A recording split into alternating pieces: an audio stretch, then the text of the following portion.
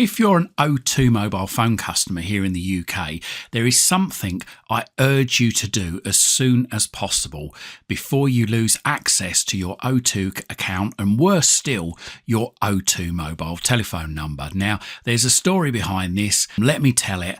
And obviously, if you do know anybody that has an account with O2 Mobile here in the UK, then please consider sharing this video with them to warn them. Don't forget to like this video, share it and subscribe to my channel.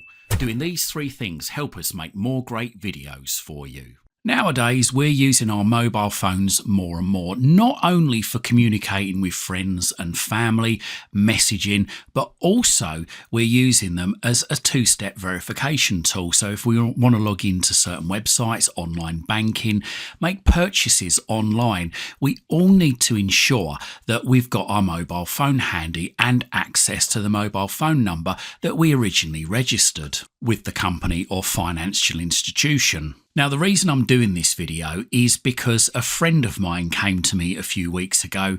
Their mobile phone had been stolen. They'd purchased a new mobile phone and wanted me to help them set up. Now, there was something I realised. Obviously, their O2 SIM card was in the phone whilst it was stolen, and therefore they needed another SIM card or they needed to use an eSIM. So no problem, I thought I'll just log on to their O2 account online and request a new SIM card or request an eSIM. Well, couldn't do this because when we tried to log on, we had the username, we had the password, but it wanted to send a code to the mobile phone telephone number, which obviously we didn't have access to. So I thought, no problem, let's give O2 a call. So gave O2 a call, spoke to somebody, explained the situation, explained that the mobile phone had been stolen and that we needed a new SIM card to be able to put into the replacement phone.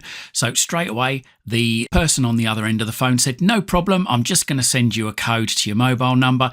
To which I said, you can't send a code to the mobile number because we don't have access to the mobile number. The whole point of this call was to get a replacement SIM card because the old O2 SIM card was stolen with the phone. So the agent said, no problem, we'll send an email with a code on it to your registered email address. Okay, so tried sending an email to the registered email address. Now, I know the registered email address with O2 is correct because he gets his bills sent there every month, and the last couple of bills were showing still in his inbox. So they tried sending an email. That email never arrived. I checked the junk, I checked the deleted, but it just didn't arrive. So quite helpfully, the agent just cut us off. So I called back again explained the situation to another agent who said, oh, that's all right, we're just going to ask you the security question. So anyway, asked us the security question, what is your first pet's name? We tried to answer it, but they said, no, that isn't the answer we've got on the system.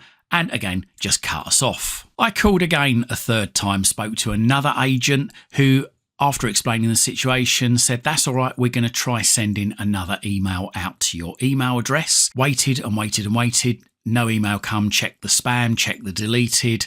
I even tested the friend of mine's email address by sending an email myself. It came through straight away, so I know the problem wasn't at his end. And once again, the agent just simply cut us off. So I phoned back a fourth time. Again, spoke to another agent, explained the situation that I kept getting cut off, asked the agent to take a telephone number for us, and if we was to get cut off, would he call me back? Yes, he said he would. Anyway, so we tried him again sending an email to the email address. That never arrived.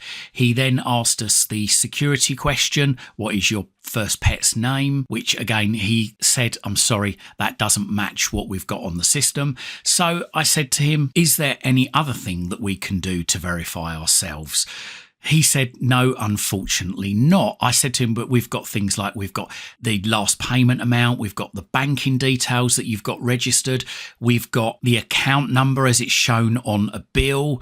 we're asking for the SIM card to be sent to the address that they've got registered on their files, not a different address. So it's not as if we're asking them to send the SIM card to a completely different address.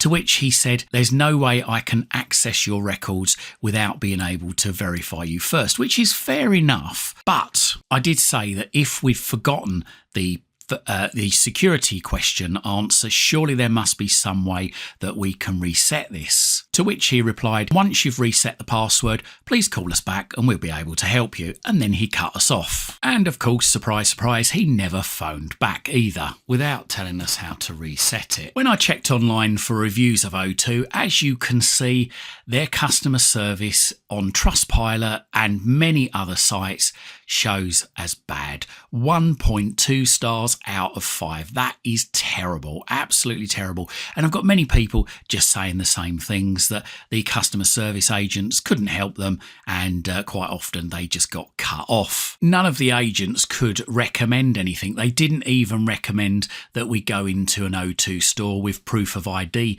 to get a new SIM card, which is exactly what I had to tell my friend. Now, I don't know how he got on in the O2 store, but from what I've seen of reviews, O2 stores, apparently a lot of people have said that they really can't do anything when it comes to customer service issues. They are only there to sell phones. The best they can do is call customer services for you whilst you're in store and you can speak to them directly. So my main reason for this video is to urge you, if you're an O2 customer, then give them a call. Make sure that your security question is up to date. Make sure that you know the answer to your security question. Now, you might be thinking you do know it. Phone them up. Get them to check it for you, double check it. Now, apparently you can change your security question and answer on the app, but I tried it myself with somebody else's account recently and it just didn't work. So if you need to contact O2, if you're a pay monthly customer, then you can call them on 0344 809 0202, or if you're abroad, then call them on +44 7860 980 202. If you're a pay-as-you-go customer, then you can contact them on 0344 809 0222, or if you're abroad, +44 7860 980 202. If you're a business customer, then you can call them on 0800 977 7337, or again, if you're abroad, +44 7860 980 202. Or if you've got access to an O2 phone, then if you're a business customer, you can call them on 8002. If you're a pay-as-you-go customer, you can contact them on 4445, and if you're a pay monthly customer, you can contact them on 202. But I do urge you to contact them and just double check that you know what your security question is and that you know what the answer is. If you need to reset it with them, then reset it with them, because you don't want to end up in a situation like my friend did, where your phone's been lost or stolen or damaged. I mean, nowadays with eSIMs coming along even more, if your phone gets damaged, you know, there's no way that you can transfer an eSIM from one phone to another without having access to a working phone that your eSIM is currently installed on. So please do yourself a favour and contact them before you end up getting locked out. And if you've had an experience like this with O2, then please let us know in the comments down below. In fact, not only O2, if you've had this kind of issue with any other mobile phone provider, because mobile phones get lost and stolen each and every day. Surely O2 must have backup questions or another way to be able to access your account or prove that you are the rightful owner of the account, rather than just sending a message to your phone, your emails, or answer your security question. There are plenty of other options. They could have recommended that we went to a store with proof of ID, or they could have recommended that we wrote to them with copies of proof of ID requesting a new SIM, but they didn't. They simply didn't know the answer. Where I'm complaining here is where they just simply couldn't answer the question.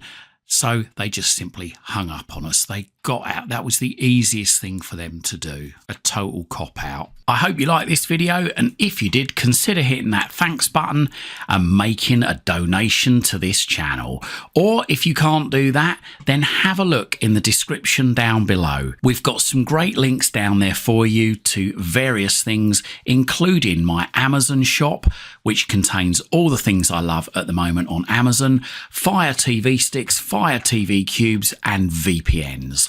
Buying, subscribing and donating really does help support this channel. It helps me to be able to dedicate more time to spend researching to bring you these great videos. And whilst you're at my YouTube channel, why not stick around? I've got thousands of other videos for you right here, right now, covering all sorts of subjects. Hopefully whilst you're here, you're going to find something to educate you, entertain you, amuse you, and maybe even save you some time and money. And if you do see any videos that you think your friends, your family or your work colleagues might like to see, then please don't forget to share these videos on your social media timelines. You can check me out on X. I'm at CWTEK. You can also check out my website. It's cwtek.co.uk. Thanks for watching and speak to you again soon.